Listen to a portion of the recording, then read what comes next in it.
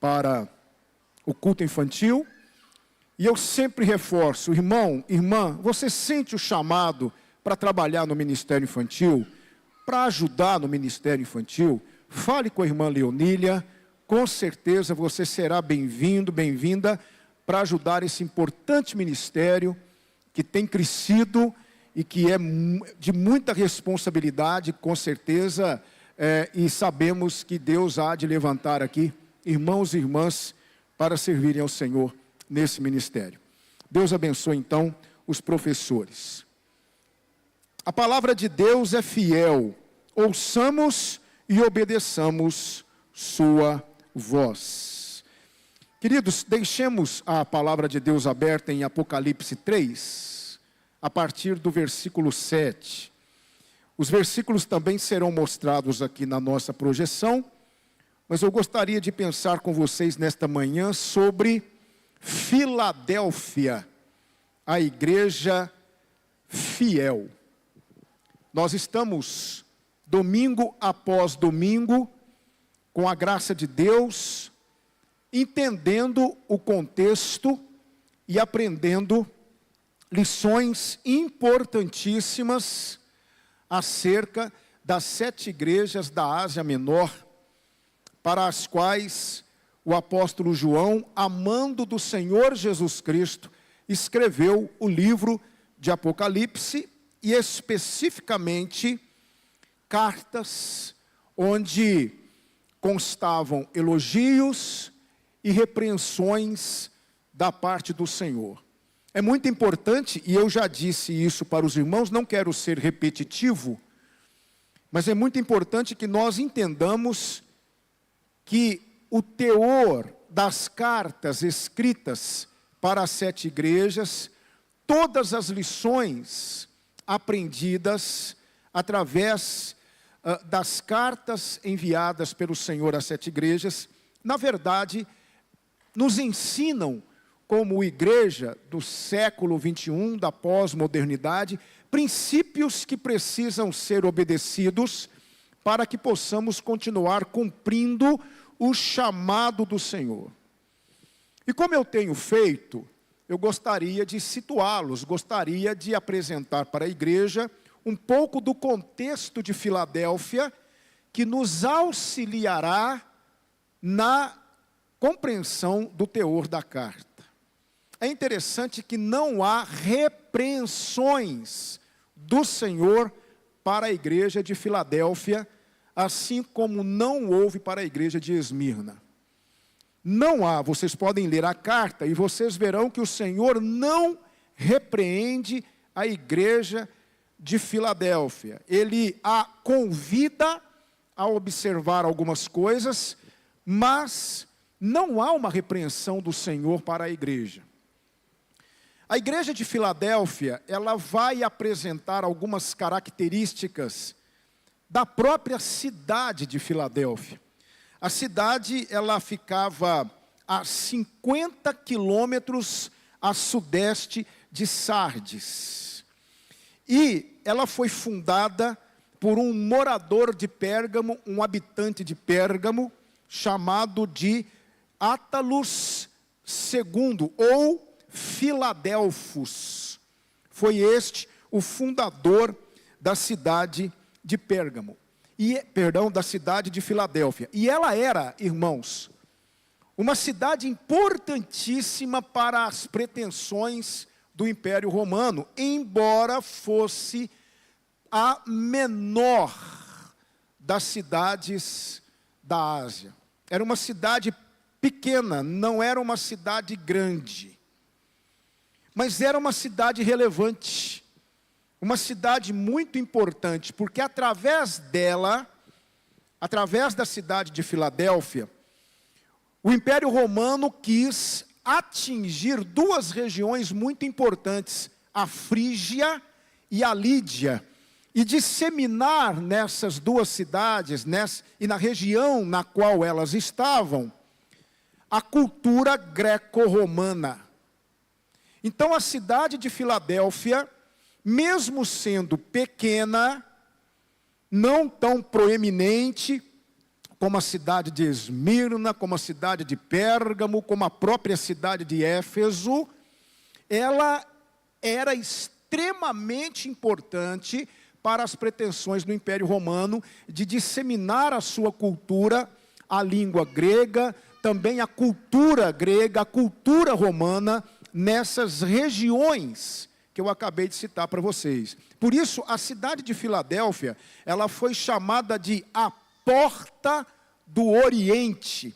E ela se tornou, embora pequena no tamanho, e muito disso se devia, a um terremoto que acontecera naquela região por volta de 17 a.C., que fez com que muitos moradores migrassem para outras regiões, e depois desse terremoto, a cidade não conseguiu se estabelecer novamente como uma cidade grande. Ela, por conta de algumas questões, medo de muitos se estabelecerem lá, ameaças de terremotos, ela continuou sendo uma cidade pequena, mas ela não perdeu a sua relevância e não perdeu a sua importância. E, por ser a porta do Oriente, uma cidade que dava acesso a essas duas importantes regiões, ela também se tornou o que nós podíamos dizer o correio do Império Romano. Então, todas as correspondências, documentos importantes, passavam por Filadélfia, destinadas a essas regiões da Frígia e da Lídia. E havia uma igreja do Senhor Jesus na cidade de Filadélfia. Lá, como em todas as cidades daqueles tempos, adorava-se deuses pagãos. E o Deus que era adorado em Filadélfia era o Deus Baco, ou Dionísio, que era chamado de o Deus do vinho. Ele era adorado. Mas, por incrível que pareça, o grande problema da igreja de Filadélfia não estava relacionado com os pagãos. O grande problema estava relacionado com os judeus. A perseguição à igreja na cidade de Filadélfia foi empreendida pelos judeus e pela sinagoga que existia na cidade.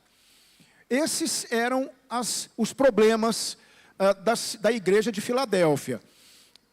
Havia o culto ao deus Baco, havia o paganismo presente na cidade, e havia uma intensa perseguição por parte dos judeus que participavam da sinagoga daquela cidade. E quando alguns desses judeus se convertiam, eles eram expulsos das sinagogas e passavam a fazer parte desse pequeno rol de perseguidos por parte deles. Por isso que a igreja, assim como a cidade, também não era uma grande igreja. Era uma igreja pequena. Uma igreja sem um número expressivo de membros. Não era uma igreja forte no que tange a sua membresia. Não havia um rol de membros lotado de pessoas. Não. Era uma igreja pequena, mas muito relevante para as intenções do Senhor Jesus, para aquela região, assim como havia as pretensões do Império Romano também. Então observe que Jesus, na carta, ele vai usar alguns elementos presentes na cidade para escrever à igreja. E eu queria convidá-los então agora, para que nós analisássemos, versículo a versículo, o teor da carta, e depois nós vamos aprender algumas lições importantíssimas para a nossa vida e que podem nos auxiliar enquanto igreja, enquanto crentes em Jesus Cristo. O versículo 7 diz assim: e ao anjo da igreja que está em Filadélfia, escreve: isto diz o que é santo, o que é verdadeiro, o que tem a chave de Davi. Preste atenção no que Jesus vai dizer. A cidade de Filadélfia, e ele vai dizer isso mais à frente novamente, era considerada a porta do Oriente. Por ali, o Império Romano iria difundir não é, a cultura greco-romana para aquelas regiões da Lídia e da Frígia. Então, ela era a porta do Oriente. E Jesus diz assim: o que tem a chave de Davi, o que abre e ninguém fecha, fecha e ninguém abre.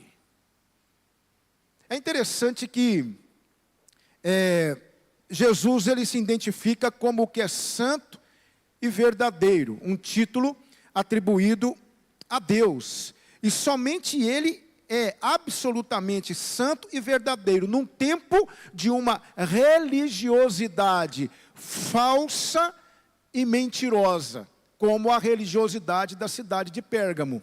Isso está relacionado com o paganismo, porque os pagãos adoravam o deus Baco, e está relacionado também com os judeus, porque embora fossem judeus, o Senhor os chamará de sinagoga de Satanás, mostrando que aquela religiosidade dos judeus era mentirosa. Então o Senhor se identifica como aquele que é santo e verdadeiro. No meio de tanta mentira na cidade de Filadélfia, havia uma comunidade de crentes que pregava a verdade, que vivia a verdade e que adorava o verdadeiro e santo Deus. Então Jesus se identifica como aquele que é verdadeiro, aquele que é santo. E aquele que abre e ninguém fecha. Por quê? Porque quando alguém era expulso da sinagoga, as portas eram fechadas, para que este não retornasse para o culto, para a reunião dos judeus. As portas eram fechadas para eles. Então Jesus está dizendo aqui: eu sou aquele que fecha e ninguém abre, mas aquele que abre e ninguém fecha. Conheça as tuas obras. Jesus sempre usa isso para as igrejas. Eis que diante de ti, olha mais uma vez o Senhor fazendo alusão a um título recebido pela cidade. Eis que diante de ti pus uma porta aberta, que ninguém pode fechar. Tendo pouca força, observe só, a igreja era pequena. Ela não era uma igreja rica, não era uma igreja abastada, não era uma igreja que enviava missionários e os sustentava, não era uma igreja que tinha um patrimônio, não era uma igreja proeminente no que tange ao número de membros ou ao patrimônio que tinha. Não, era uma igreja fraca no que tange ao número de pessoas que participavam dela. Era uma igreja que não tinha muita força numérica, não tinha uma estrutura muito bem estabelecida. Mas mesmo tendo pouca força, veja só, guardaste a minha palavra e não negaste o meu nome. Porque a perseguição era intensa por parte dos judeus. E mesmo correndo o risco de ser expulso da sinagoga, e de ter as portas da sinagoga fechadas, as pessoas que se convertiam não negavam o nome de Jesus. Aqui eu queria pensar com vocês sobre o que possivelmente Jesus Cristo estava querendo dizer com a expressão porta aberta. Pus uma porta aberta diante de ti. É interessante, eu fiz uma pesquisa e nós temos alguns textos na palavra de Deus que podem nos ajudar a compreender. Alguns estão relacionando esta expressão ao título que a cidade recebeu, Porta do Oriente. Ok, mas o que é que Jesus quer dizer com isso? Pus diante de ti uma porta aberta que ninguém pode fechar. Bom, o texto de Atos, capítulo 14, versículo 27, diz assim: quando chegaram a Antioquia, reuniram a igreja e relataram tudo o que Deus tinha feito por meio deles, e como tinha aberto a porta da fé também para os gentios. 1 Coríntios 16, 9, Paulo vai dizer assim: há uma porta inteiramente aberta para realizar um grande trabalho aqui, ainda que muitos se oponham a mim. Agora veja comigo 2 Coríntios 2, 12. Quando cheguei à cidade de Troade, para anunciar as boas novas de Cristo, o Senhor me abriu uma porta de oportunidade. Então, é consenso entre os estudiosos que quando Jesus Cristo disse para a igreja de Filadélfia: eis que ponho uma porta aberta diante de ti, mesmo que você tenha pouca força, você não negaste meu nome, e eu estou colocando uma porta aberta diante de ti. Eles são de comum acordo em dizer que essa porta aberta era, na verdade, uma oportunidade que o Senhor estava dando à igreja para, mesmo sendo pequena, tendo pouca força, fazer a diferença naquela região. Assim como os correios passavam por Filadélfia, assim como muitos mensageiros saíam de Filadélfia para atingir as regiões da Lídia e da Frígia, levar documentos, levar correspondências, a igreja tinha também da parte do Senhor uma porta aberta para que o nome de Jesus, para que o evangelho pudesse chegar a essas regiões, e quem colocou essa porta aberta foi o Senhor Jesus. Observe que uma coisa muito importante, ainda não estamos nas aplicações, mas observe que o tamanho da igreja, a pouca força da igreja, as dificuldades da igreja, não a impediriam de ser uma igreja importante para o reino de Deus e usada pelo Senhor. Relevância não tem nada a ver com número, com estrutura, tem a ver com entrega, com disponibilidade. É isso que o Senhor Jesus está ensinando aqui. Então, mesmo a igreja tendo pouca força, devido talvez a uma série de perseguições, ela possuía requisitos, talvez os mais importantes, que uma igreja precisava ter para ser usada pelo Senhor: guardar a palavra de Deus e não negar o nome de Jesus. E isso a igreja de Filadélfia possuía. E aí Jesus agora volta-se para os judeus, que perseguiam a igreja.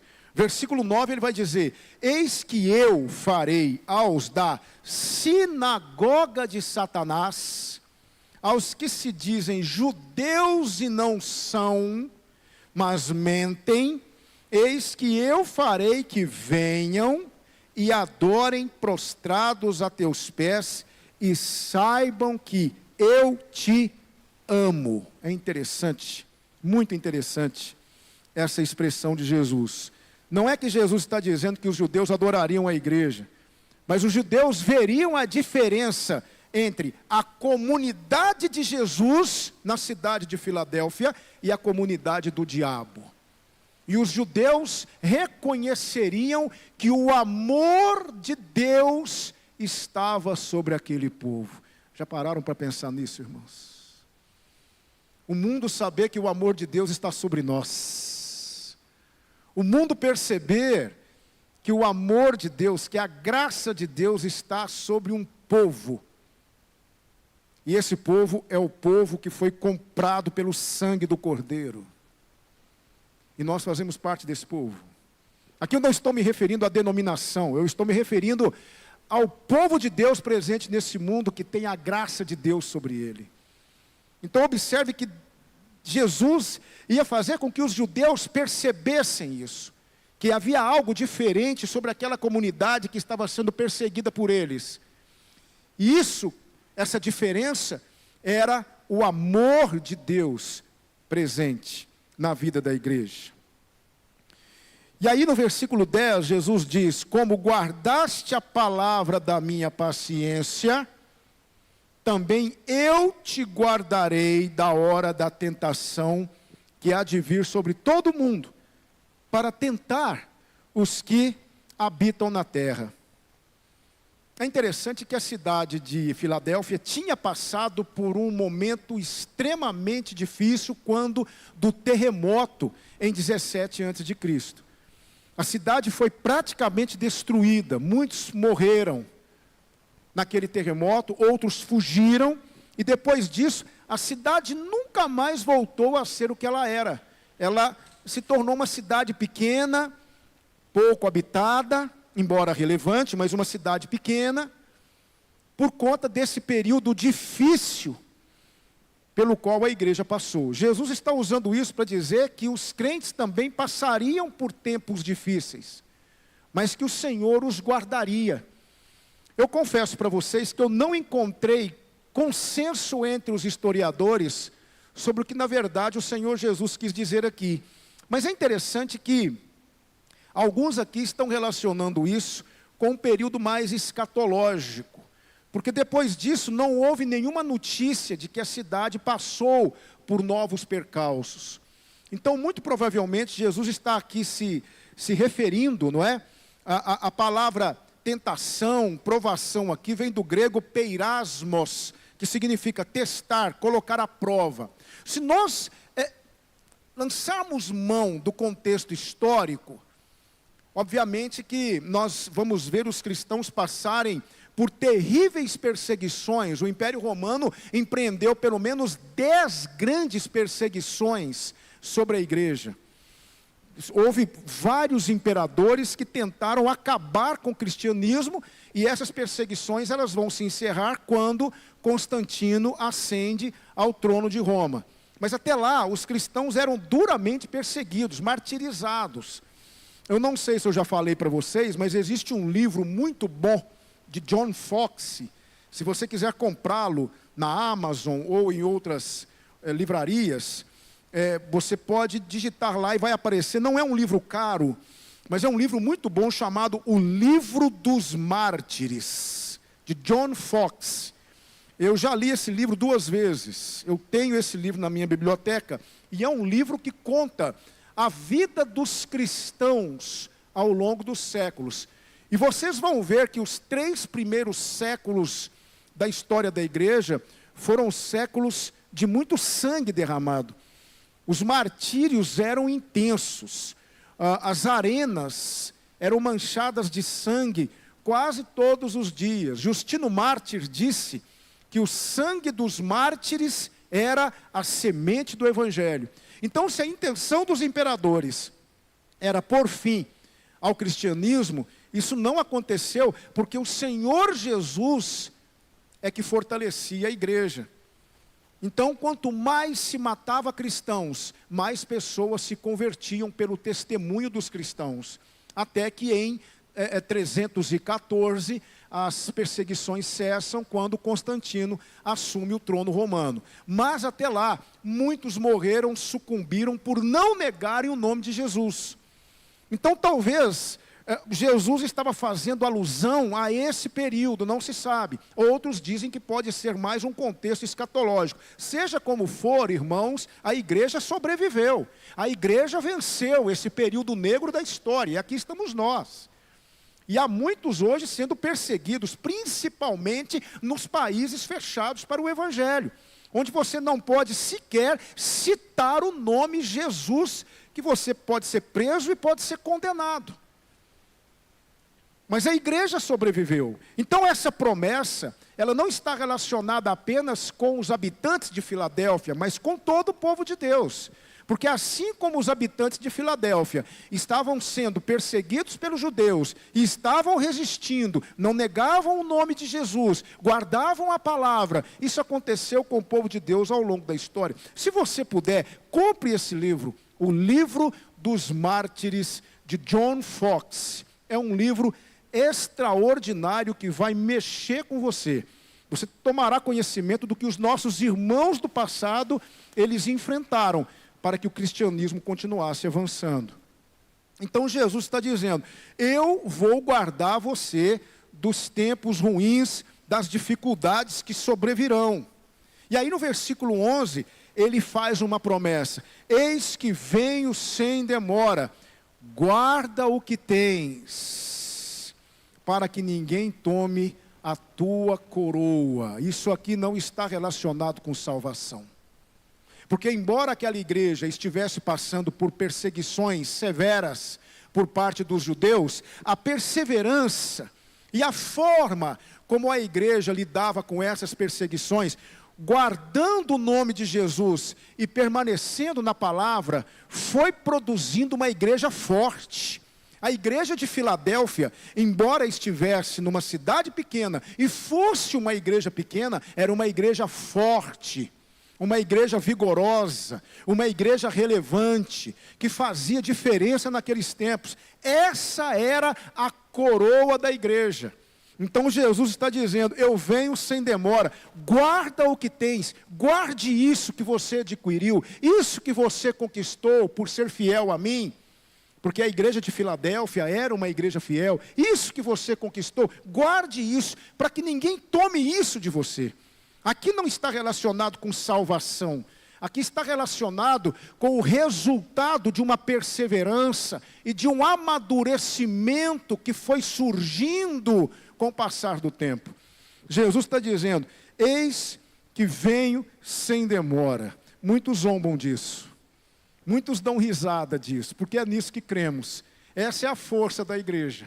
Acreditar, crer que Jesus voltará. Ele virá, irmãos. Ele virá.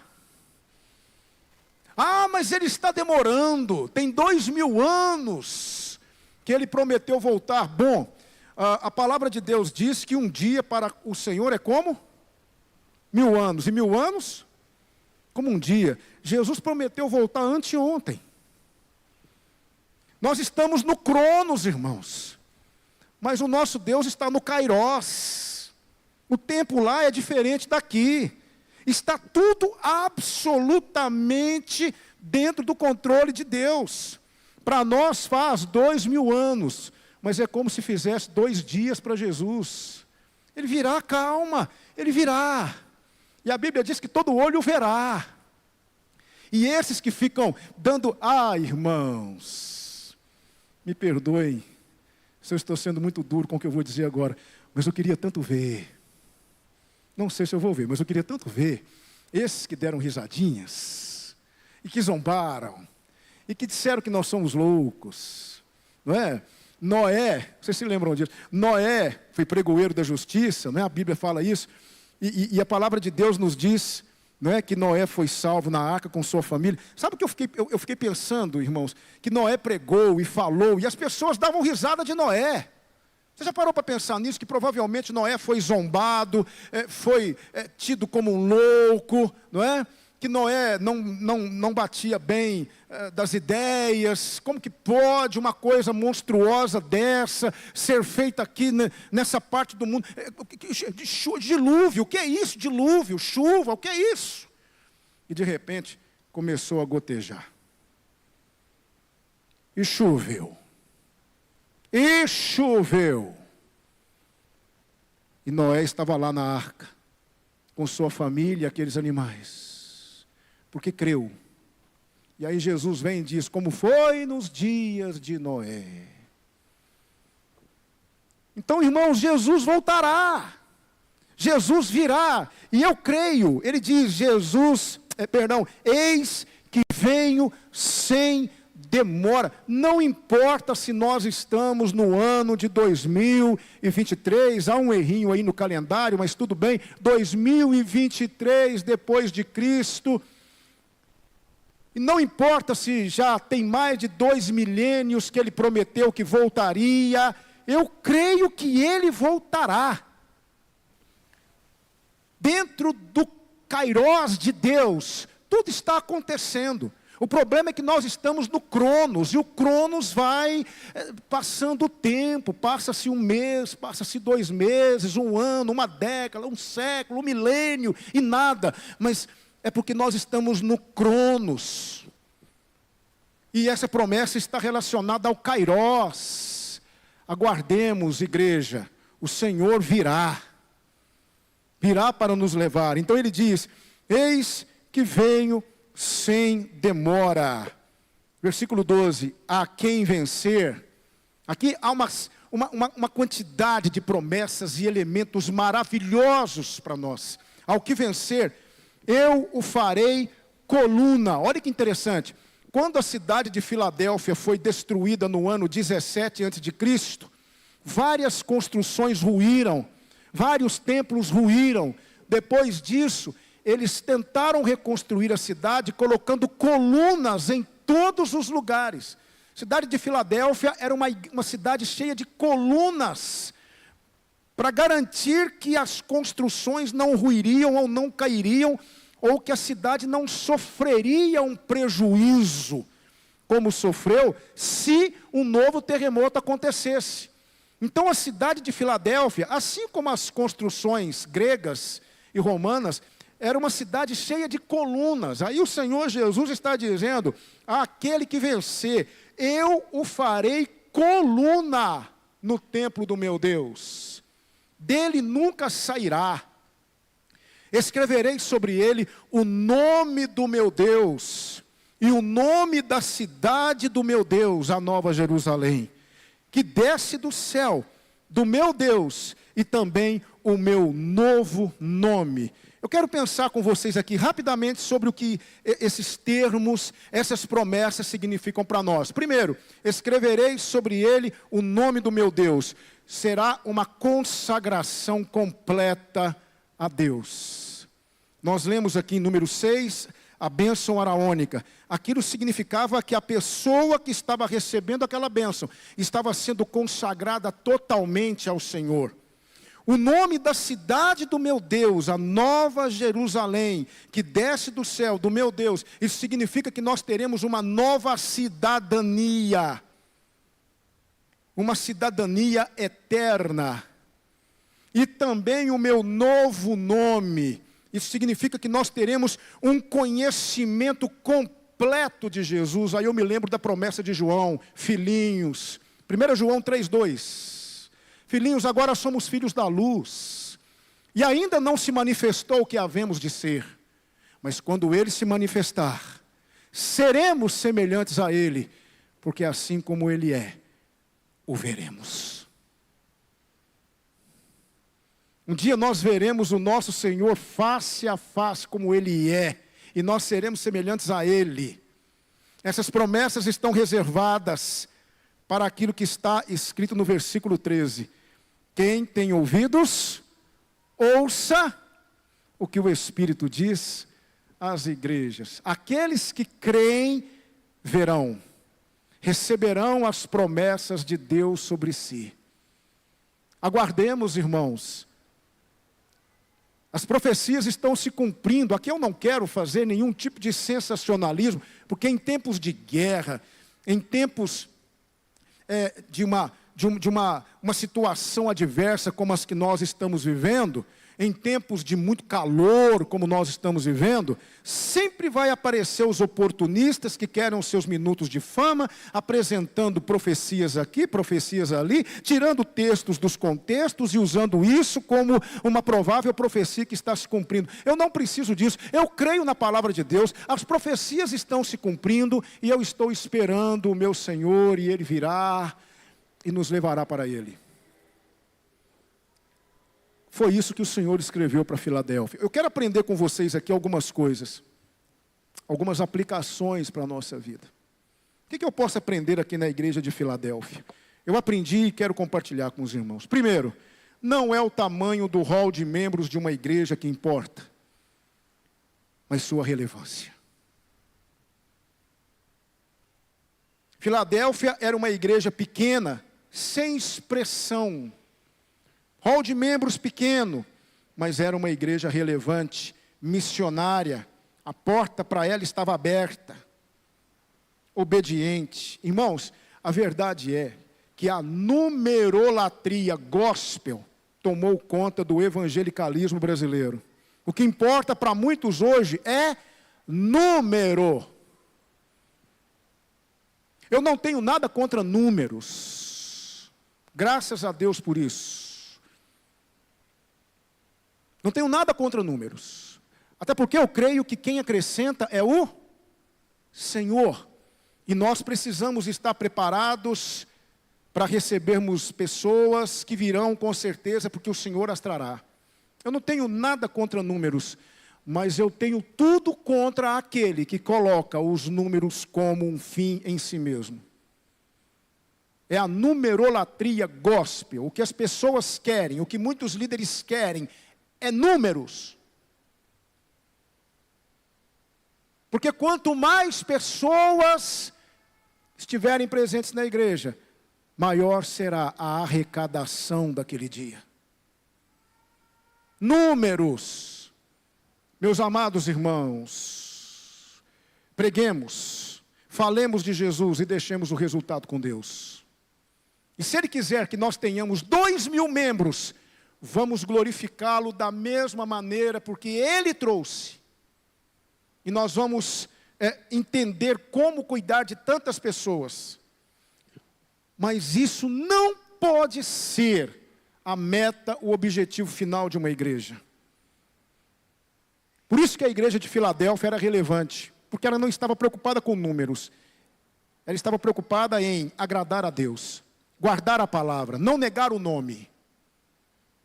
Então não é o tamanho do hall de membros de uma igreja que importa, mas sua relevância. Meus amados irmãos, sejamos relevantes para o mundo, sejamos uma igreja relevante, uma igreja que realmente faça diferença.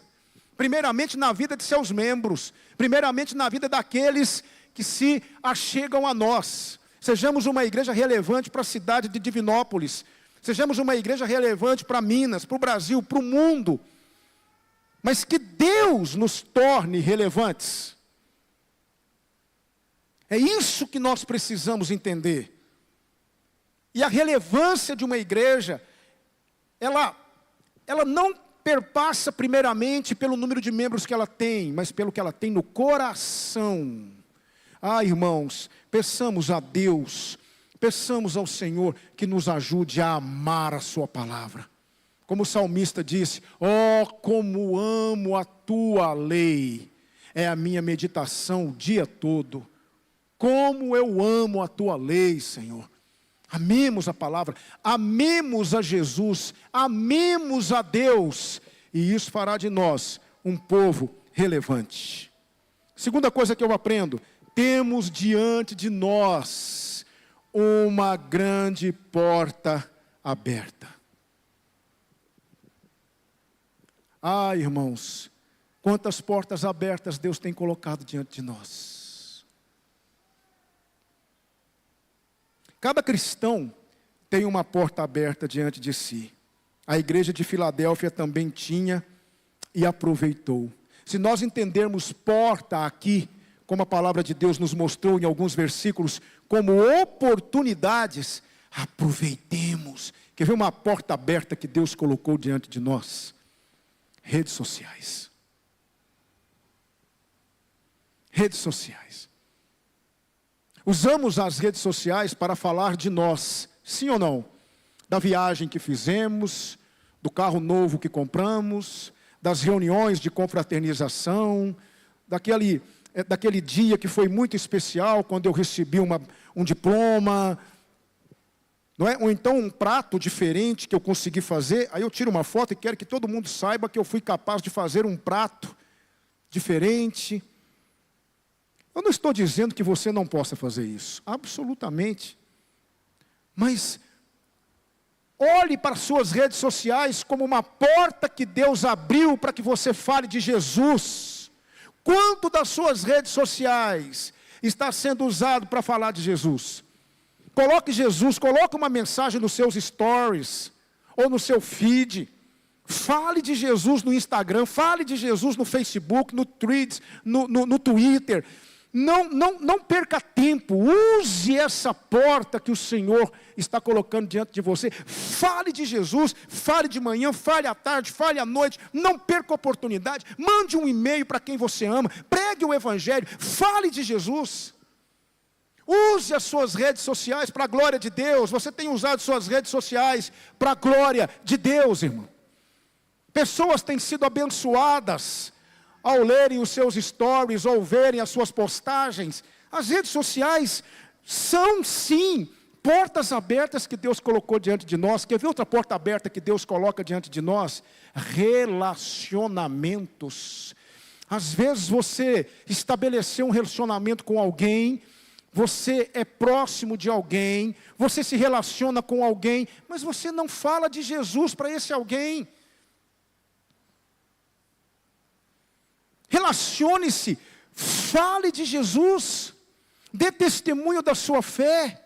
Peça a Deus para mostrar para você estratégias para que você possa falar de Jesus para aquela pessoa que é próxima de você. Se nós formos observar, há muitas portas abertas que o Senhor tem colocado diante de nós. Um dia eu estava passando por um momento difícil. Irmãos, essa é uma experiência que eu trago comigo. Há muitos anos atrás, eu estava passando por um problema muito sério. E a minha cabeça ficava matutando aquilo muitos anos, logo nos primórdios da minha conversão. E eu estava passando por um momento muito complicado. E eu estava assim, andando na rua, falando, meu Deus, eu preciso de uma orientação do Senhor. O que é que eu faço? O que é que eu faço? O que é que eu faço para resolver esse problema? E aí, eu me deparei com um carro vermelho, estacionado. Parece brincadeira, mas irmãos, que coisa. No vidro do carro, tinha um adesivo. E o adesivo dizia assim, hora que melhora. Hora que melhora. Aquilo falou tanto comigo, irmãos, que eu falei, meu Deus, eu estou reclamando, eu estou questionando, mas eu não estou orando. E comecei a orar a partir daquele dia, uma coisa simples, mas que Deus usou para falar ao meu coração, e dias depois tudo estava resolvido. Use as oportunidades que Deus te dá. Na Kombi da igreja, quantos se lembram da Kombi da igreja? Muitos se lembram da Kombi da igreja. No vidro de trás, havia um adesivo escrito, crê no Senhor Jesus Cristo, e serás salvo tu e a tua casa. Atos 16, 31. Nós colocamos um versículo na Kombi. Quando eu vou para a Bahia de férias, eu gosto muito de ir para uma cidade chamada Mucuri, não sei se os irmãos conhecem, Mucuri. E eu fico numa pousada lá, chamada Pousada Cambucá. E essa pousada, ela pertence a uma família de evangélicos, de crentes em Jesus. Quando você entra na pousada, há um quadro maravilhoso, uma pintura daquele momento quando a mulher do fluxo de sangue, ela toca nas vestes de Jesus e ela é curada. Então há um desenho de pessoas e uma mão assim saindo do canto do quadro, tocando as vestes de Jesus e um brilho, como se naquele momento a mulher estivesse sendo curada, logo na entrada da pousada. E quando você vai para os chalés, em todos os cantos há uma tabuinha com um versículo bíblico. Porque a pousada recebe não só cristãos evangélicos, recebe muitos que não são. Os donos então entenderam o seguinte, essa é uma oportunidade que nós temos para falar de Jesus. Lá não vende bebida alcoólica, lá não vende nada dessas questões, é uma pousada muito simples, mas muito procurada. Principalmente por cristãos evangélicos. Eu já fiquei lá 3 vezes. E a todo lugar você encontra um versículo da palavra de Deus. É a maneira que os donos encontraram de falar de Jesus para os hóspedes. Criatividade não falta. Agora, todos nós temos portas abertas diante de nós. Basta entender quais são essas portas e entrar por elas. É o que Jesus disse para Filadélfia. Eu coloco uma porta aberta diante de você. Eu estou dando para você a oportunidade de fazer a diferença nessa região. Meu querido irmão, ore ao Senhor. Fale, Deus, abra portas para mim. Eu quero pregar o teu evangelho. Eu quero falar do teu amor. Abra portas para mim. E a terceira e última lição que eu aprendo. O Senhor Jesus olhou para aquela igreja pequena, sofrida, perseguida. Aquela igreja que passava por dificuldades, por tribulações. Mas que ao longo da sua caminhada, enfrentando aquelas tribulações, resistindo às investidas dos judeus, lutando contra o paganismo, guardando o nome de Jesus, sendo fiel à palavra, aquela igreja foi amadurecendo e foi adquirindo algumas coisas. Foi se tornando uma igreja relevante, importante para o reino de Deus naquela região. E o Senhor Jesus disse para aquela igreja: guarda o que tens, para que ninguém tome a tua coroa. E isso está sendo dito para nós hoje. Guardemos aquilo que nós conquistamos com o Senhor. O que você conquistou com o Senhor ao longo da sua caminhada? Ah, pastor, ao longo da minha caminhada eu me apaixonei, eu estou amando a palavra de Deus, eu amo a palavra de Deus. Guarda isso, porque o diabo quer tirar isso de você. Ah, pastor, ao longo da minha caminhada eu desenvolvi uma vida de oração, eu tenho tanto prazer na oração. Guarda isso, porque o diabo quer tirar isso de você. Ah, pastor, ao longo da minha caminhada eu me tornei uma pessoa mais humilde. Deus tem me ensinado muito e eu tenho me tornado humilde. Guarda isso. O que é que você adquiriu ao longo da sua caminhada? O que foi que dificuldades, lutas, provações produziram em você? Guarde isso. Não permita que o diabo tire isso de você. Guarda o que tens. Igreja, PIB em Divinópolis, o que foi que nós conquistamos ao longo de 104 anos de história? Como somos vistos? Eu, vez ou outra, estou conversando com algumas pessoas, até mesmo pessoas que não são da igreja, e elas falam: o senhor é pastor onde? Eu sou pastor na PIB em Divinópolis. Ah, aquela igreja é maravilhosa. Eu já estive lá, gostei demais do culto, gostei demais das pessoas, fui tão bem recebido lá. Eu congrego hoje noutra igreja, mas eu tenho um carinho tão grande por aquela igreja, porque as pessoas me receberam tão bem. É uma igreja tão acolhedora, é uma igreja séria, é uma igreja que não brinca com as coisas de Deus. Olha, eu louvo a Deus pela PIB em Divinópolis. PIB em Divinópolis teve um papel importantíssimo na minha formação cristã. Eu escuto isso constantemente. Irmãos, guardemos isso, porque o diabo quer tirar essa coroa de nós. O diabo, ele quer de alguma forma mudar a nossa configuração de igreja acolhedora, uma igreja amável, uma igreja que olha para fora, uma igreja que recebe bem, uma igreja que tem compromisso com a palavra de Deus. Não pensemos que isso é algo que está acontecendo e que está deixando Satanás acomodado. Não. Assim como todas aquelas igrejas que têm essa configuração passam por dificuldades. Vamos guardar isso, irmãos. Vamos guardar aquilo que temos, aquilo que conquistamos. Guarde aquilo que você conquistou. Mantenha isso no seu coração.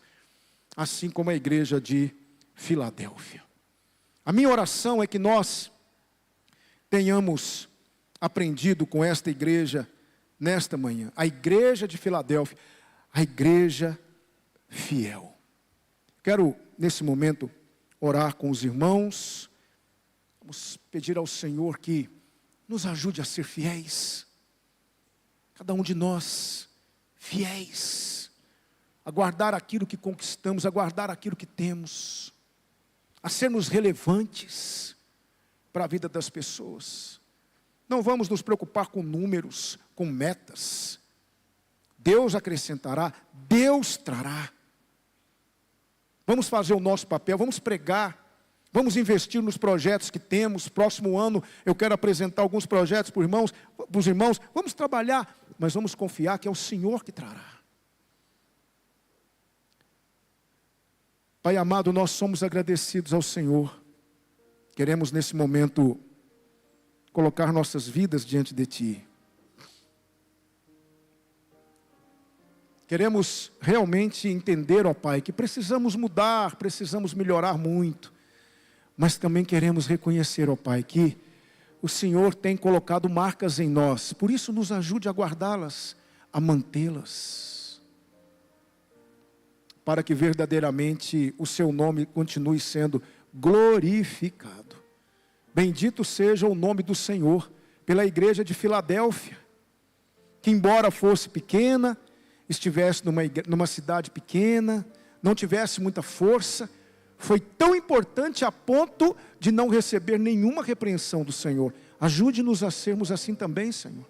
Relevantes, importantes, não para o mundo, para recebermos holofotes ou sermos ovacionados, não, mas para o seu reino, para o Senhor. Em nome de Jesus, continue usando essa igreja, continue usando cada irmão, cada irmã, conscientizando das responsabilidades que tem, ó Deus, diante de uma sociedade caída, pervertida. Deus, em nome de Jesus, que teu Espírito Santo continue falando aos nossos corações. Obrigado por tudo, perdoe os nossos pecados. Queremos fazer menção agora, Senhor, do filho da nossa irmã Regina, que está enfermo. Queremos fazer menção do Danilo, irmão do nosso irmão Marcelo. Queremos pedir por ele, pedir pelo filho da irmã Regina, pedir pela nossa irmã Aparecida Batista, pedir pelo nosso irmão Marcelo, pedir por aqueles que estão passando por momentos de enfermidade. Ó Deus, nós amamos esses irmãos, essas pessoas, e pedimos, ó Deus, que elas possam sentir a sua boa mão sobre elas, porque assim como o Senhor diz para Filadélfia, o Senhor nos ama. Que as pessoas vejam o amor do Senhor sobre nós, em amar o nosso próximo, como a tua palavra nos ensina. Em nome de Jesus, nós te louvamos por esta manhã, por este culto que tivemos a oportunidade de prestar ao Senhor. Agora, prepara os nossos corações para o culto da noite. Que o Senhor use o teu servo, pastor Rogério, e que todos que aqui vierem possam ser abençoados pela palavra do Senhor, como fomos agora pela manhã. Toda honra, toda glória sejam dadas unicamente ao Senhor. E é no nome de Jesus que oramos. Amém. Amém, irmãos. Vamos ouvir o pós-lúdio.